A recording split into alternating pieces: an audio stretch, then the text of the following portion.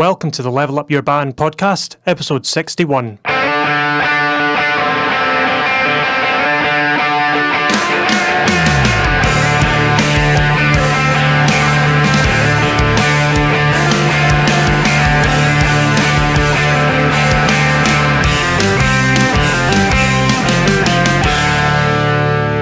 Hello, and welcome back to the Level Up Your Band podcast. My name is Gavin Patterson, and I'm here with Julian Pombo. Hi. Hello. How are you this week? Yeah, even though fine. I've just spoke to you for the last 10 minutes. I know. We had a good chat about Cubase and all that fun stuff, and we were just talking about a tune that I wrote ages ago. Technically, we wrote because you gave me the ending. You know. So the last 8 bars is my contribution. The drum beat. Hardly.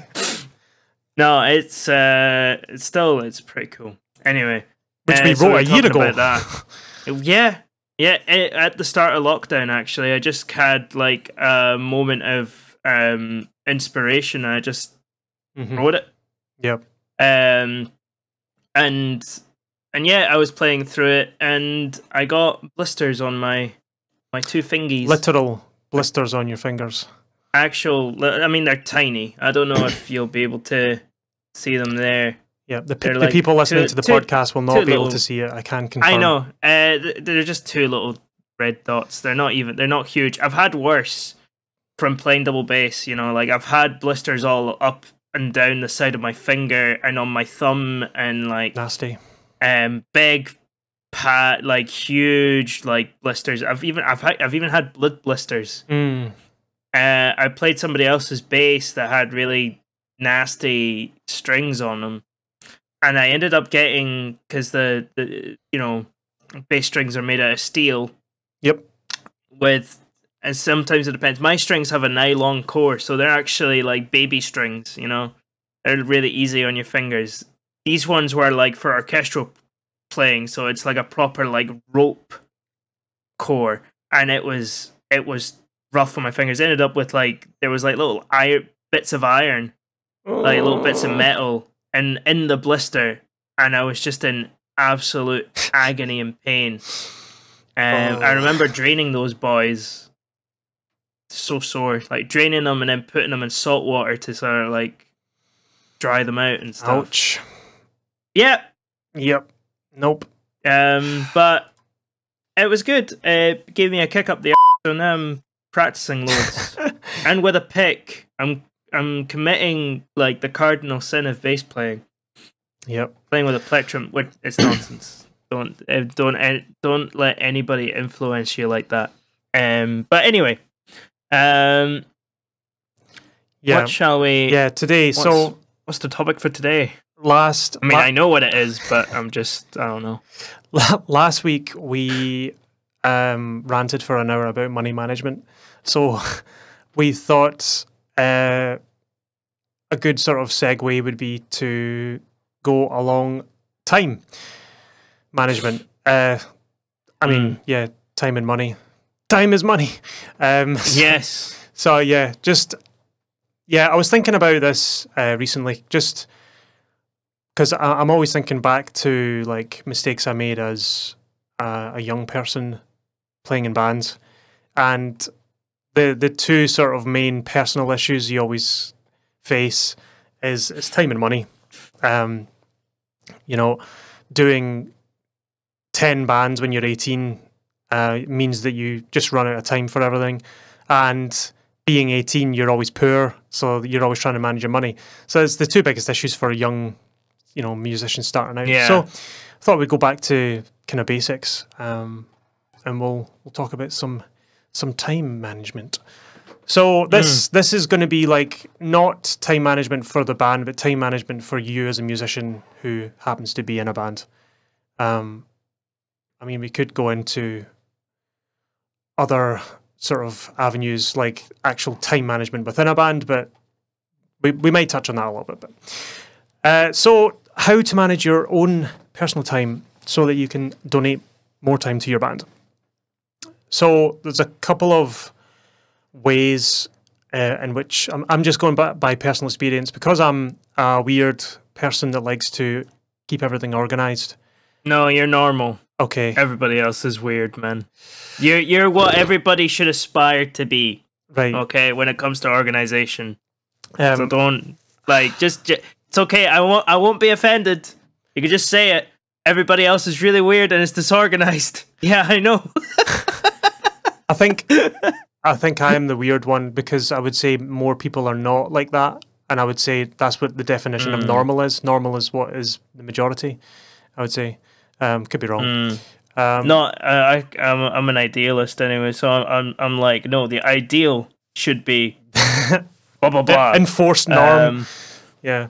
Yes. 100%. So anyway, yeah. So the way I got around this, like when I was leaving school and was starting college, there was a lesson I got from one of my lecturers, who's kind of been there and done it and seen it all, and his best advice for like 18-year-olds starting in bands was just say yes to everything and then figure out how to do it later, which is pretty good advice. Yes mode, it's commonly called.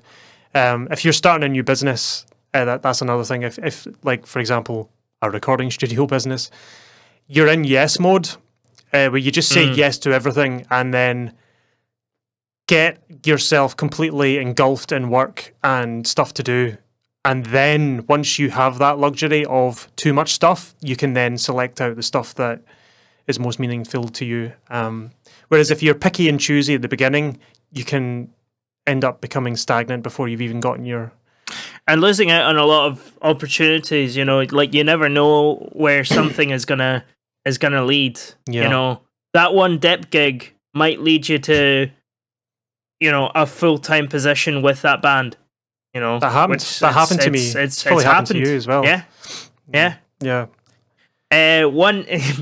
The current wedding band that I'm in, like, is kind of just like a regeneration of like another of a previous band that I used to dep for a lot, and they were like, "Hey, do you want to be in this new band?" It's basically like exactly the same. Yeah. It's a different name and it's a couple of different people. I was like, yeah, of course.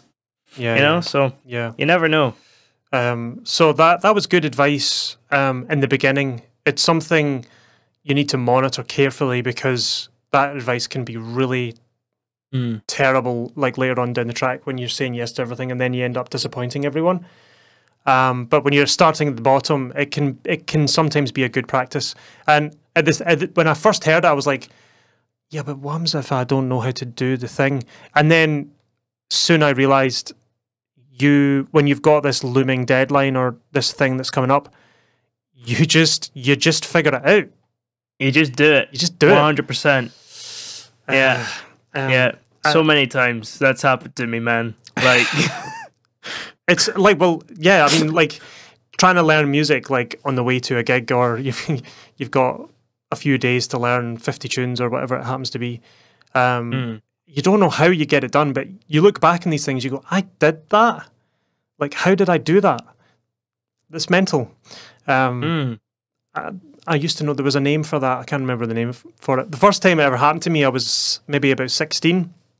I agreed to play drums in a Dream Theater cover band. I'd only played like one Dream Theater song really badly, and word got round in the school that, oh, Gavin, that drummer guy, he plays Dream Theater. Don't you play Dream Theater? And then it got to another school, the neighbouring school, and they were like, they heard of this drummer from this other school, the neighbouring school, who could play Dream Theater, and they were looking for a drummer. And then the next minute I'm roped into this project, and the next minute I've got a gig in 2 weeks and we're playing 5 Dream Theater covers that I'd never heard before.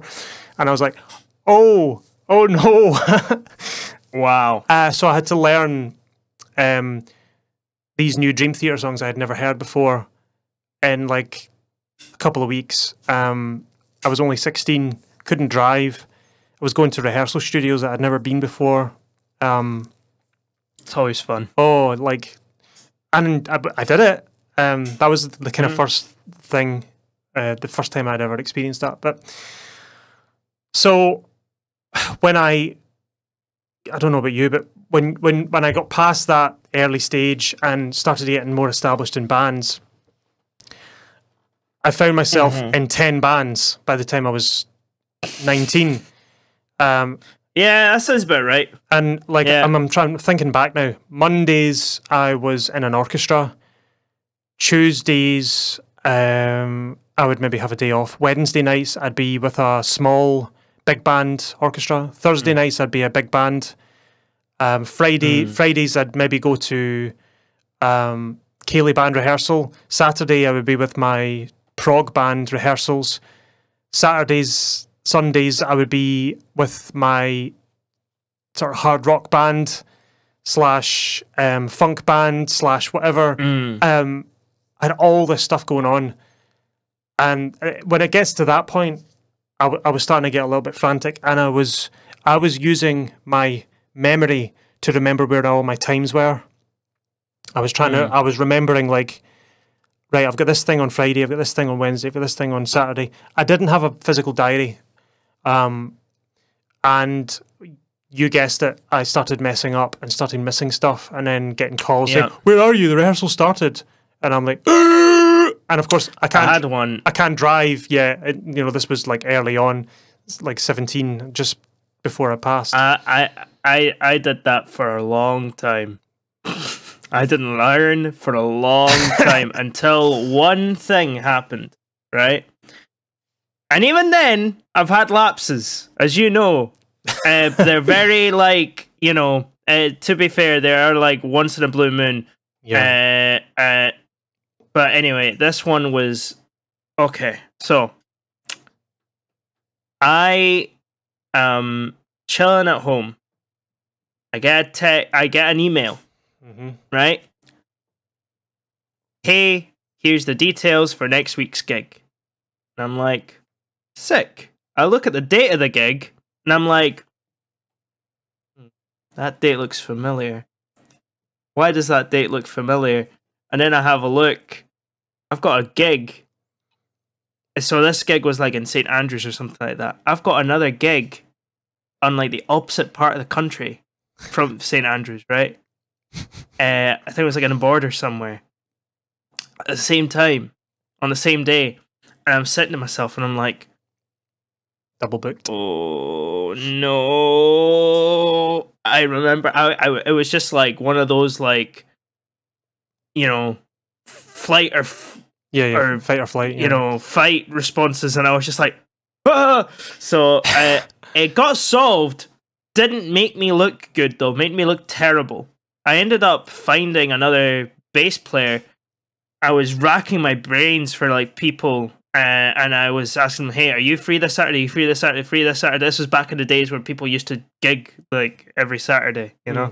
And all of them are coming back to me, hey man, sorry, I can't do it. Like, everybody that I did ask was super nice, and they were like, if you need help, let me know. So like it was super cool. But eventually I ended up messaging a guy that I'd known from school way back. And he was like, yeah, I'm free. And I was like, awesome. I'll send over your number. They can get in touch with you. And as far as I know, it was all fine. Right. As far as I know. I mean, who knows? If one of those people is listening to this podcast, I'm curious. And I'm also really sorry. But I'm curious what happened. And then I ended up going to the other gig.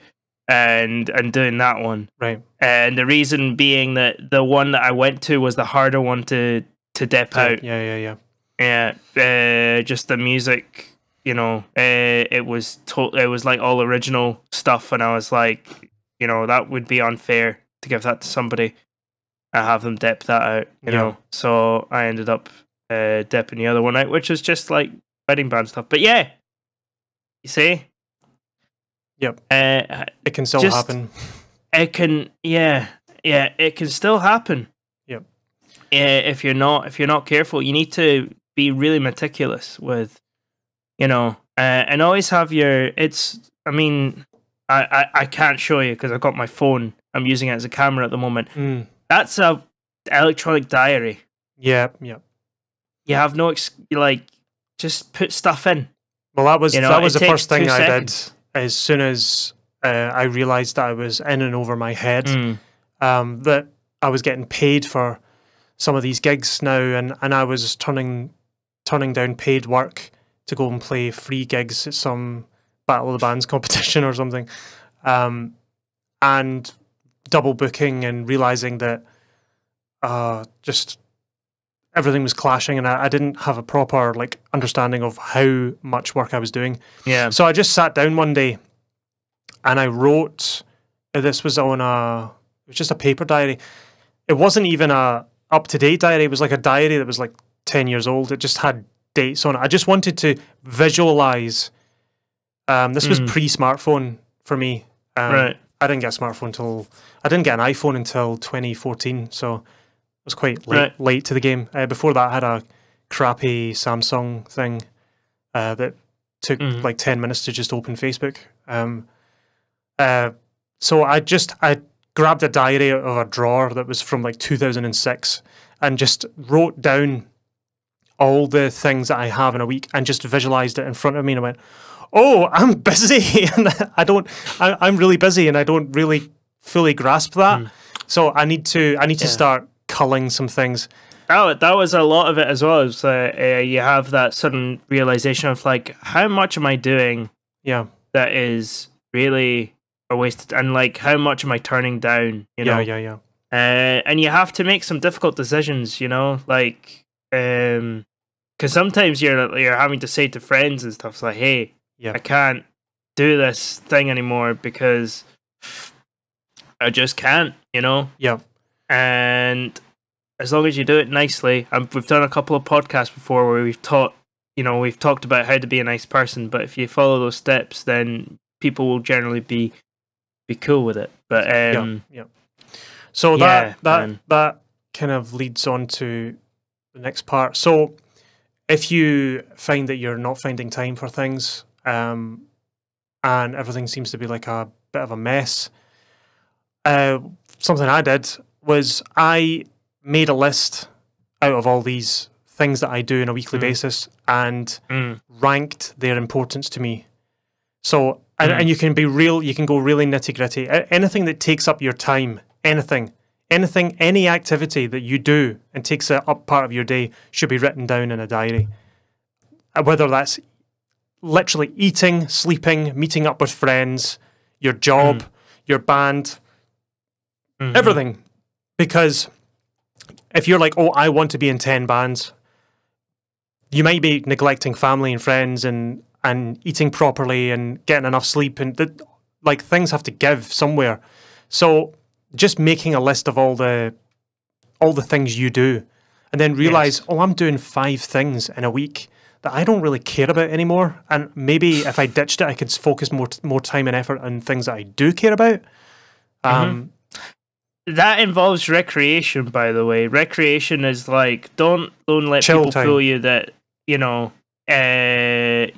there is this whole like, not so much in the UK. I think it's definitely like culturally, it's more of like an American thing because they don't have as many holidays and things like that. So there's very much like a work culture, but not quite as bad as like Japan, for example, where like everything's about work. But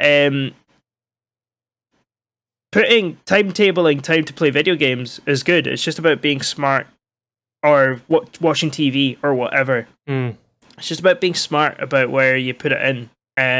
I'll give you an example from real life. I love playing video games, so much so that sometimes it would be I would have my breakfast and I'd be like, well, I don't have anything to do until such and such time. So the first thing that I would do is play some video games, like in the morning, like 10 a.m. kind of thing, and it messes up your whole day. What I end up having to do, which has helped me out a lot more, is I'm just I don't allow myself to play any video games or consume any kind of media like that past until like from 6 o'clock onwards, basically like 5, 6 o'clock. At that point, enough time's gone by, you know, and it kind of forces me to think because I'm bored very easily. So I end up sort of like cutting about the house or like, you know, trying to think of things to do, work to do, because otherwise you're just sitting. Yeah. You know. So even imposing little curfews like that Yep. in your structure can be very good, and that could also involve, you know, making time for family, friends, partner, whatever. Yep. Children if you have them, you know, pets. Yep. Not that my pets want any of my time, but that's a separate issue. Yeah. That's called having cats. Yeah. So you might get some wisdom from doing this. So eating, sleeping, obviously, that's above. And it would amaze you. Well, it probably won't amaze the people who this applies to, but the amount of people that I have been in bands with that just forget to eat. You know, oh, I haven't eaten all day. See people like that. What? I haven't eaten since this morning. Oh, I need to get, and then the first thing they have is like some iron brew and a sausage roll at the buffet, and I'm like, really? Like, you expect to be a really proficient, amazing musician, you know, top of your game, and you're filling yourself with sugar and fat and carbs. Yeah, processed meat, which is like not the best thing. I'm like, what are you doing? Like, you mean you haven't had one moment all day to have anything to eat? Well, you've got some serious time management to get through. You need to listen to the episode 61 of the Level Up Your Band podcast. I mean, even the smartest people in the world can't really manage any more than 4 hours of super hyper productive work before they start to break down, because we're all human. Everybody needs a break. In fact, if anything, this lockdown has proved one thing across the board. I was speaking to my sister's boyfriend about this. He's an architect, and he said his company at the start of lockdown were really worried that they were going to go bankrupt, because they thought sending everyone home, everyone's going to be like just watching TV and Netflix, and deadlines aren't going to be, you know, all these architect jobs are going to come in and it's not going to get accomplished as fast because everyone's at home. It actually increased productivity like 1.5 times, you know, 150% more work done, and the boss is like absolutely gobsmacked. It's because people are actually more chill, and they're happy. You know, they're in a good, you know, they're in a good, comfortable space, you know, that works for them.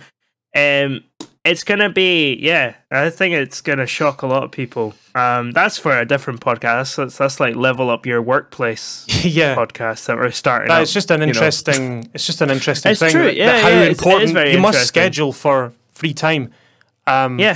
Because it actually increases productivity. There's plenty of evidence to suggest this. That's why we have a weekend. The weekend. This is the Sabbath idea.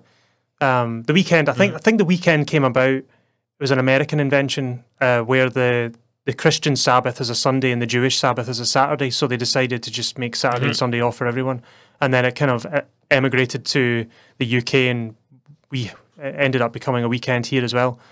But prior to that, I don't think there was such a thing as a weekend.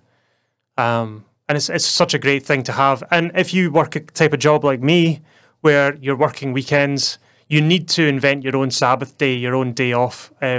Traditionally, mine would be a Wednesday. I would take a Wednesday off because typically Wednesdays are just nobody books Wednesdays. Usually rehearsals, but like nobody ever comes in on a Wednesday. So I just take a Wednesday off. Plus the podcast comes out on a Wednesday. So if there are any you know, flaming disasters, I can sort it. You know, I'm free to just, oh crap, I forgot to upload the blah blah blah, or the font's wrong on this and that. I can just fix it on my day off, and I'm not recording. But under lockdown, I mean, every day is a day off. But yeah, like scheduling for day offs, days off. Yeah, no, I mean, even in lockdown, I still have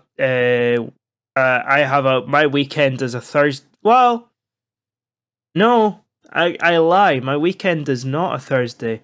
I don't really have a proper weekend except Sundays. Right. No, because I teach on a Sunday. I don't have a weekend. You should always have a day off. I need to sort that out. But then again, I'm at a point where, like, I mean, technically, I don't really see Thursdays sort of my weekend. That's when I record with John. Mm-hmm. That's kind of just, I'm just playing video games with my friend for like, and recording them for like 9 hours. Yeah, but, like, I don't know. I need to sort that out. Actually, now that I think about it, I'll have a proper weekend. Yeah.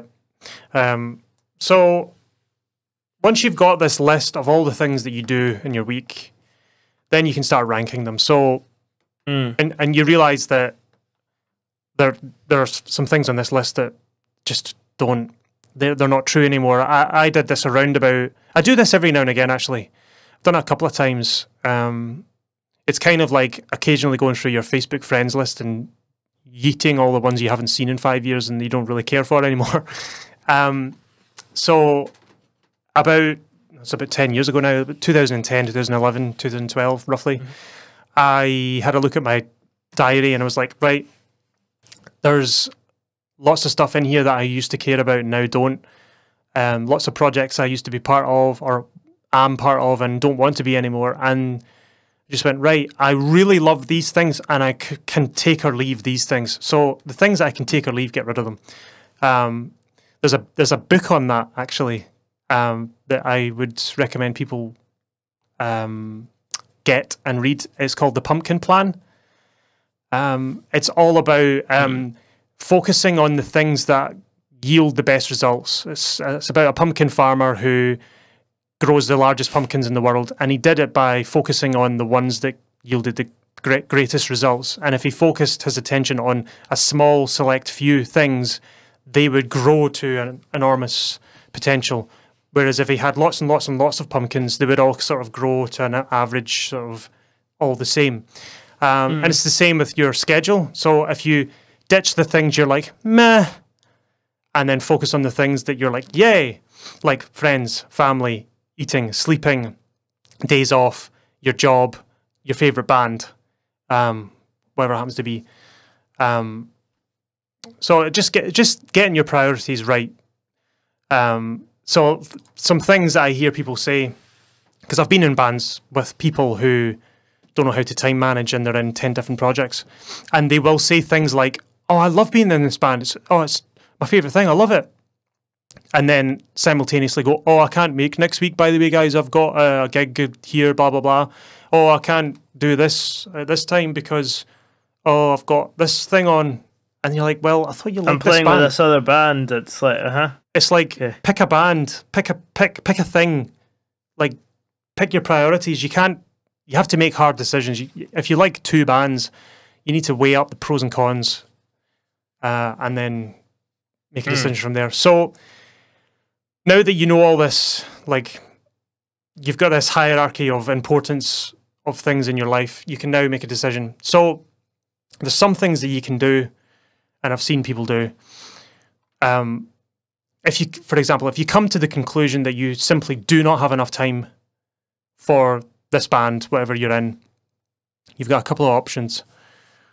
3 options I could think of. So number 1, you can negotiate with your bandmates to be relieved of your admin duties and relegate yourself to just playing. So if you were doing like social media, emails, marketing, blah, blah, blah, behind the scenes, and you weren't doing the task because you didn't have enough time and everyone's getting peed off at you, you can just say, look, I don't have time to do this stuff, but I really want to be in the band. Can I just turn up and play? And you can ask. You can always ask. I know some bands that work like that, where they used to have equal say in a band, and then one of the members is like, I don't have time for this anymore, but I really want to be in the band. So they turn up and they play their bit and they go home, and everyone else handles the releases, the artwork, everything. all the big decisions are made without them, and they're just there to play, because they'd rather have that than leave. So that's a conversation you need to have with your band, because some people are fine with that and some people aren't. I don't know what your opinion of that is. If someone was like that, I've had to make that decision a bunch of times. You know, for yourself. Yeah, just be like, I just can't. Too many things. Yep. I'd like to just play, and majority of the time, it's gone pretty well. It depends, and it depends on how it's gonna. Well, it make me look though. This make me not really. It depends on how on fire I am for the particular project, right? Because if it's something that I've just sort of been brought into, you know, that I didn't really start. Yeah. I mean, exceptional circumstances. Do you know what I mean? I might not feel as on. You know, I'll be like, yeah. You know, I'm happy to take a sort of backseat approach. I'm quite happy to do that. And I think it's fine, you know. At the end of the day, you do need somebody to lead the charge with a couple of people on the side to sort of help you out with, you know, other tasks and things like that. You can't really escape that, sadly. But yeah, man. Just depends. It just depends on what you, just what you want to do. If you can't see yourself in the band, just be playing music and not taking any part in the decision making of the band. If you can't stand the thought of that, then maybe you should leave. Or number 2 here, remove other things from your life to make way for the band that you like. So if you've gotten to a point where your job is taking up your 9 to 5 and the rest of the time is just one band, and friends and family and eating and sleeping and all the rest of it, and you've only got time for that one band and your job's taking up your entire existence, removing other things from your life might not be an option, because you might not want to remove your job because you're going to lose all your income. So maybe, unless you're feeling brave, you know. Unless you're feeling brave, yeah. If that thing is a wedding band and it earns you money, then you could make an argument that, well, if I leave my job, it will give me the boot up the backside I need to try and get more gigs with the wedding band, so that I can just solely rely on that. And that's which is totally doable, by the way. Yeah, I know plenty of people who have done that. They've left their full-time jobs for that. There's people that make a better living playing in wedding bands, and you're technically happier because you're working less hours than a regular 9 to 5 job, and you're getting paid more money for it. But Julian, what about a worldwide pandemic that destroys all gigging industries? Oh yeah. Yeah. Hey, that's like that never happens. I mean, it hardly ever happens. That's true. It hardly ever happens. Not at this scale. Like, this has been like, we've not had a pandemic this bad since, like, I want to say it's like since the Spanish flu, surely. So probably the flu thing that happened in the 60s, I think was. I don't know about worse. that one. Yeah, nobody knows about that one because nobody cared. That's true. Look it up. Wow. Like, my dad doesn't remember it. He lived through it, apparently. It was like 1966 or something. Like, there was millions of people dying and nobody knew. Nobody knew about it. It's mental. Wow. Yeah, it was just like, it didn't make any news at all. It was like, oh yeah, this thing's happening. But it was just like, oh, just carry on. Yeah, weird. Yeah. Mind you, there was a lot of mad stuff in the 60s, mumps and things like that. Yeah. You know? Yep. All sorts of diseases. Oh yeah. So yeah, it's entirely your choice. If it depends on the band, it depends your situation. If you've got a 40, 50, 60 hour a week job, yeah, you know, it's when people say like, oh, I want to be in this band, this is my 100% focus.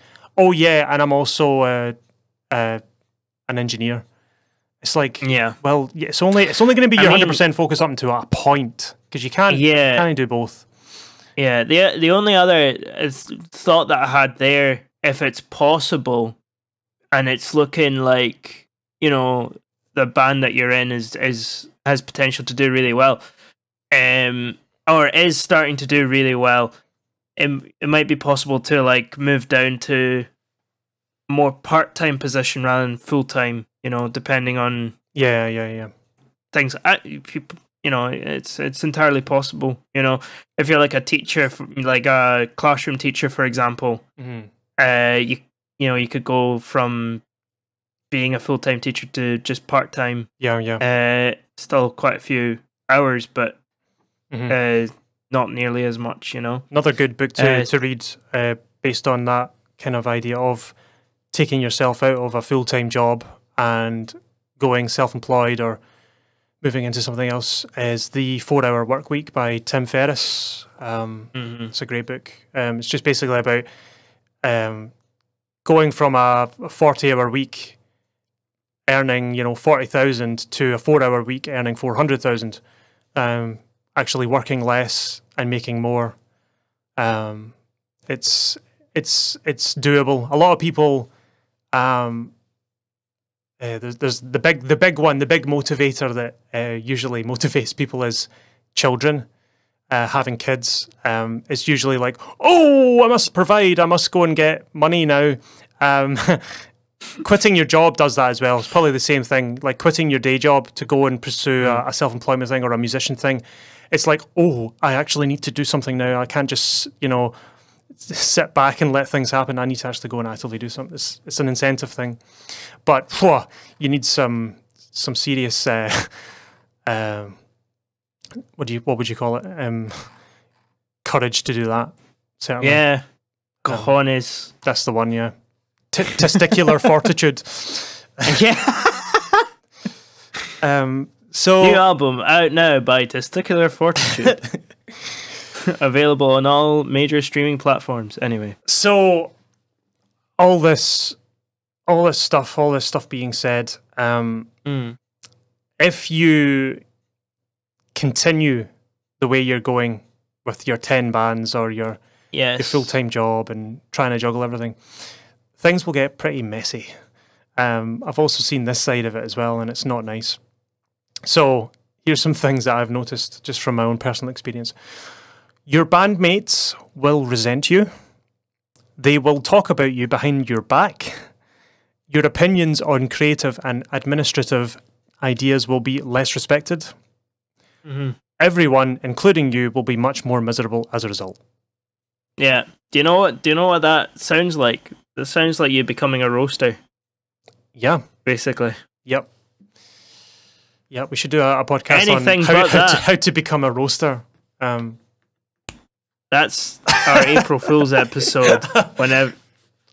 Why you should be a roaster. Annoyingly, we don't land on April Fool's for another like 7 years or something stupid like that. Yeah. But anyway.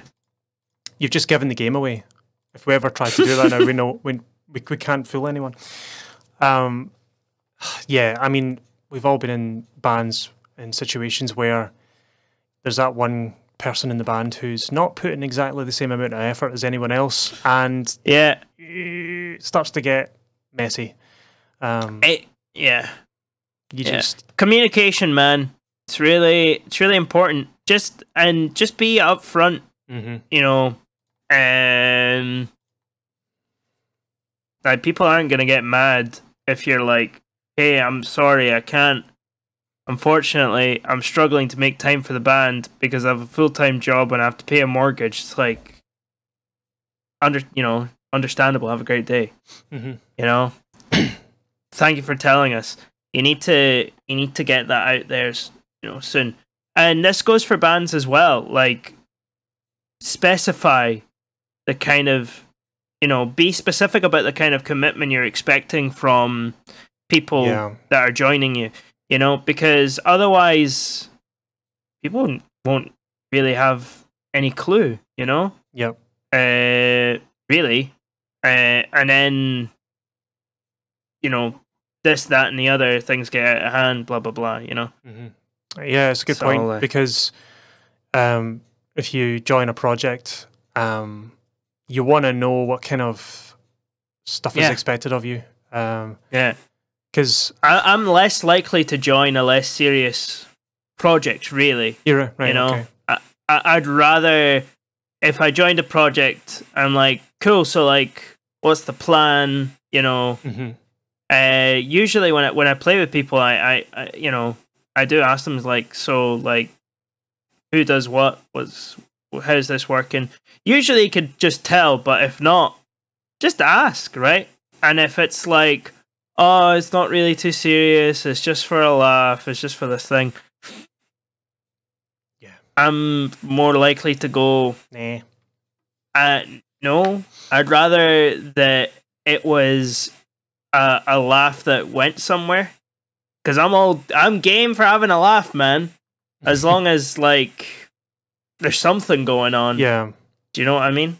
It's bad as well if you are under the impression that the band isn't a big serious thing, and it's only, oh, we'll just meet up every week and we'll just have a wee jam and maybe do a couple of gigs here and there.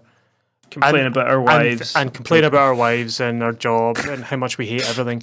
And then suddenly it becomes, right, we've got an album, we're going to record an album and we're going to tour. And you're like, whoa, ho, ho, ho, ho, ho. And then folks start bottling it and going, whoa, I didn't sign up for this. I'm going to go. And then you're like, why? What did you expect? I've seen that as well. It's like a band rehearses once a week, writes a full album, gets it recorded, and like, oh, this is really great, like, brilliant. And then it's like, oh, we have the potential of being signed. Someone's interested in us. They want us to go over to America and do a small tour, and blah, blah, blah. We're doing this and that. And then 3 of the band members are like, what? No, I was just happy just go to rehearsal studio once a week and, do a week recording here or there. And then it's like, well, what did you expect? Like, didn't we tell you from day one we wanted to dominate the world? And like, no, I just wanted a part-time, like, have fun in a band. Yeah. It's got to be clear up front. Like, what do you want from this? Where's this going to go? If we took it to its ultimate end, like, where would you want this band to go? And if the answer is, to the pub, then fine.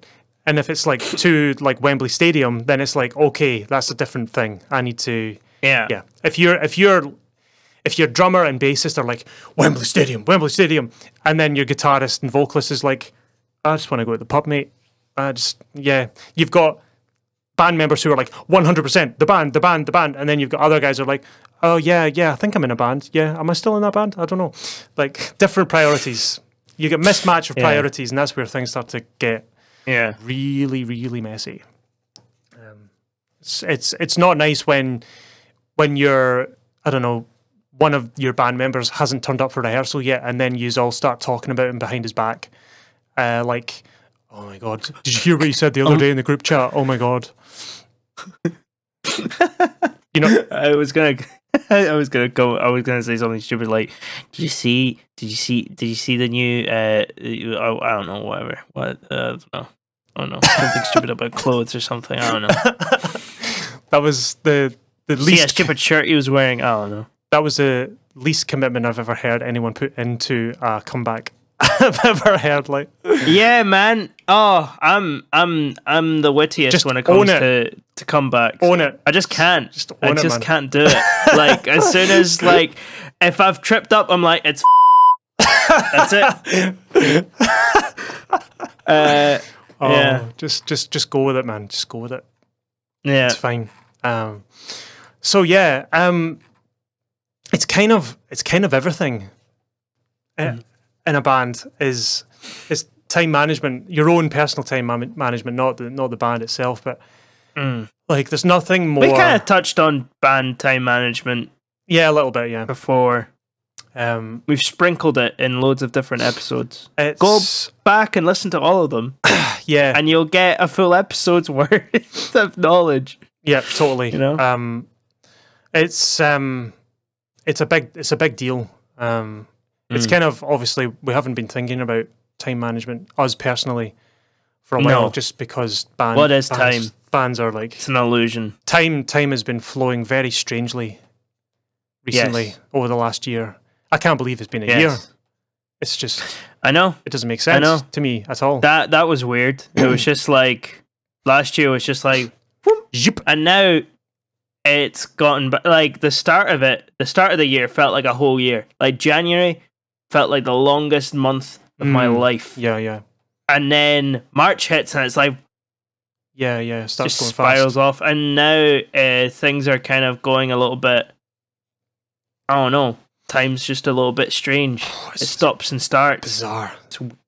Yeah. There's some days that feel like a week, and there's some weeks that feel like a day. Don't like it. Yeah, I don't like it. I want some normality, please. Yeah, that'd be nice. Be cool. We should do like I don't know, when things go back to normal. I keep saying that. That's like a trademark. We should trademark that. When things get back to normal, TM. Yeah. We should do like I don't know, some sort of thing, some sort of like level up your, like people who like listen to the Level Up Your Band podcast night. Just like a live like band night. Like the Level Up Your Bands. These bands are all leveled up. no unleveled up bands, please.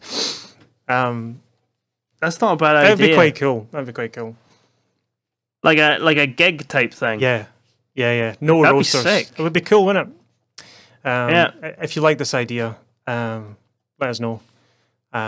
We're basically going to become promoters. That's it. Oh my god. We're going to turn to the dark side. So ticket prices will be £30. Bands will get £1 each, and we'll. Well, that's the thing that annoys me about promoters, is that they don't do what they're supposed to be doing. Anyway, that's another topic. Yeah, we can hate on promoters at another point. So yes. It's quite simple really, time management. It wasn't much in it to talk about because it's quite simple. It like the diary is the key, is getting your stuff all down. We've said this a million times before, but can't stress enough how important has been for me anyway, personally. And some people go physical diary, some people go digital diary. Personally, I prefer the digital diary because it ties in with all my online booking stuff for the studio. So if someone books me for the studio without me knowing, it automatically blocks out that bit of diary, so no one else can book, which means I can never double book because it's impossible. I can't double book unless it's like a gig. But the way my bands work, if a booking comes in, if I pick up my phone at that very precise moment and go, I'm free, and they go, cool, and then I just block it out. But if I go and it's busy, I just say, I'm busy.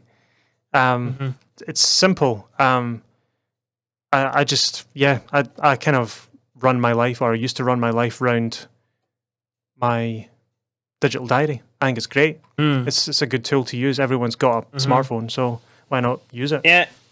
If you're more artistically inclined, there's such a thing called a bullet journal. Rachel does them. It's another way of like keeping track of things and that.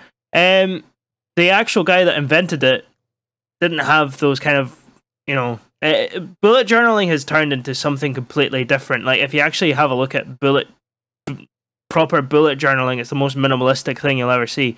But bullet journaling, if you want something a little bit more physical that you can kind of do, or just buy a normal diary. Yeah.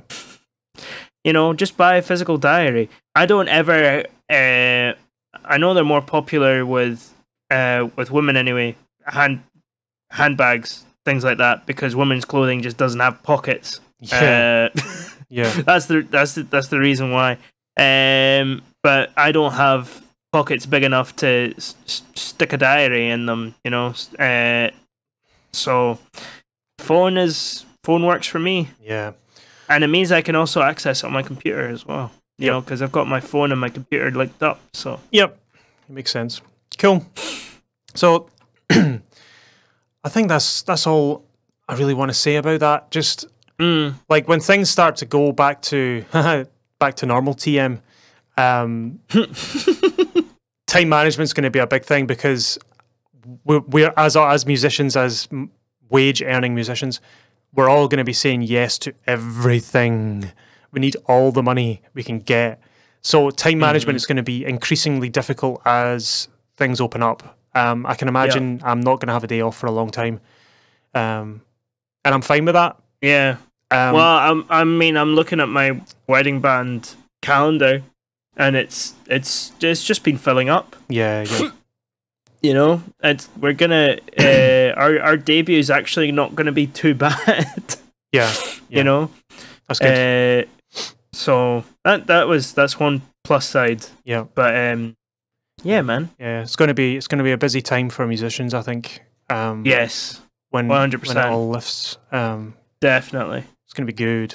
Anyway, it's good. It's going to be scary, but it's going to be good. If you enjoyed the episode, please leave us a review and a rating, because I mean, right, I could go on the now and actually see how many we have. That'll be interesting. I've not checked in a long time. I don't know who listens on Apple Podcasts. I should do a poll. I should do a poll on like Instagram or something. See like who listens to us on Spotify versus who listens on Apple. Right, we have 3 ratings. That's crap. It's crap. We have 3 5. Well, they're 5-star ratings, so that's not bad. We have 3 5-star ratings on Apple Podcasts. We need more. We need more. Yes. Please give us more. Because it really helps. It really helps us out, you know. Yeah. Because Daddy Algorithm doesn't care about us if we have only 3. Like if we have more, it'll be like, ooh, what's this? And then maybe show the podcast to more, you know, like-minded musicians who want to hear this kind of stuff. Spotify don't do anything like that. Theirs is more, I think it's just view-based. Like more, the more people who listen to it, the more people it will deliver to. I think that's how it works. Who knows how anything works really. But yeah, leave us a review. That would really help.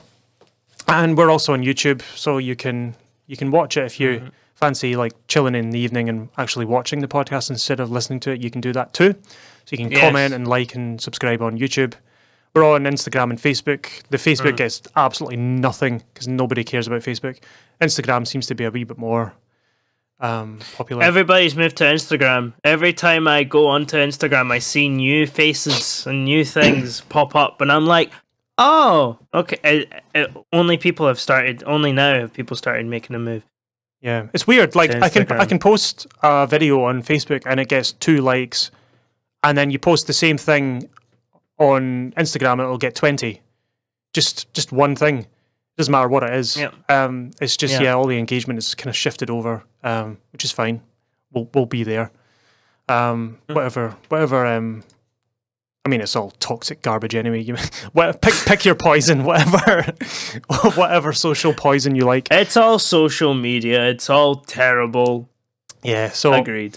But if you hate social media and don't like it at all and don't want to go on it, we also have a website. You can get all the stuff that's on the social media on the website as well, which is www.levelupyourband.com.